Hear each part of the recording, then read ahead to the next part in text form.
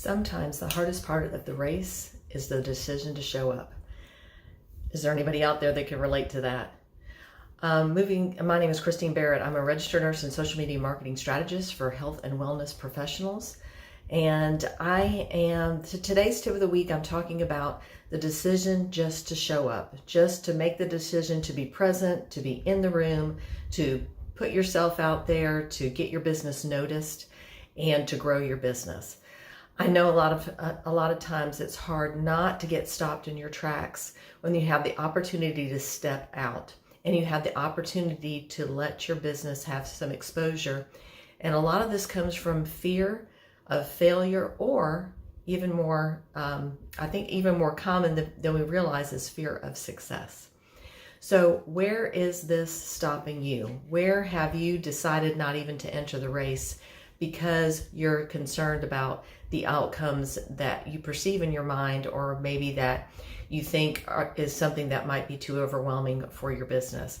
If you can relate to this, please comment below and let me know. And let me know what your challenges are with actually showing up. One of the ways that you can actually show up, where I see people that they either back off, they're concerned, they're inundated with so many different options of how they can present their business that they just don't do anything at all.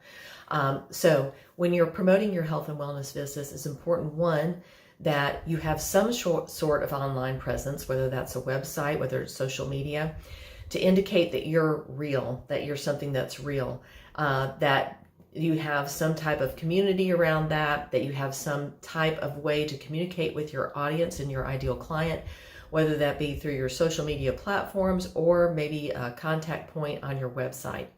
But how do you keep in touch with your people, and how do you show up? Do you use email marketing? Do you use social media? Do you use snail mail marketing, which is still a big part of marketing too, and it can be integrated very well into your business if that's something that you enjoy doing. Your relationship marketing, your B2B marketing, how are you getting your customers in the door? How are you related to your community? So many options that you have that I see a lot of people that, as I said earlier, that just stops you in your tracks because it's overwhelming. You just can't see a way out of it. And everybody you talk to has a different answer to what your plan should be, or where you should go with your business. So my advice is just, if you have a website, that is fantastic. Have some way for people to get in touch with you by your website. If you have a social media channel, just pick one. Don't be overwhelmed by having to be everywhere all at once. Pick one it has to be a platform that you would like to engage in. If you hate Facebook, don't be on Facebook.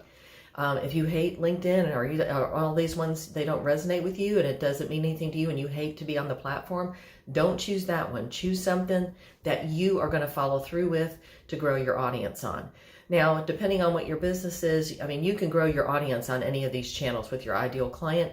Some may be easier than others based on how you serve your customers.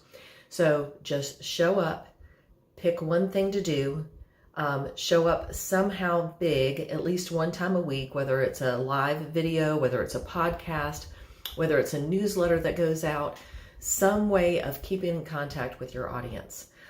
If you need more details or more definition on how to do this for your business in particular, this is why I offer my Strategic Marketing Action Plan and my VIP services for health and wellness professionals, to go ahead and get an outline of who your ideal client is, how you service that client, what makes you different, and why somebody should choose you over somebody else that does the same service, and what are your special qualifications to get people in the door, and what type of results do you provide to your clients and your customers. These are all things that I help you get aligned with, create a marketing plan, and the next steps in order to keep people through the door and allow people to see you on the digital space and know that you're a real business. We all know that people use social media as their references to other businesses, whether they were good or bad, and they look to social media and websites to see if it's reflective of a professional company, a professional service. So if anything, just make sure those pages are put together. And I can help you along the steps of the way. If you want to comment below, I'm happy to help you out, or you can direct message me, or you can call me, or you can email me. All that information is available on my page here. So I'm Christine Barrett. I'm a registered nurse and social media marketing strategist for healthcare and wellness professionals with my business Time to Social Media. So until next Tuesday, if you have an idea of something that you would like a clarification on, or a question that you'd like me to go over for marketing your business, please also send that to me, and I'll be happy to cover that in one of my next tip of the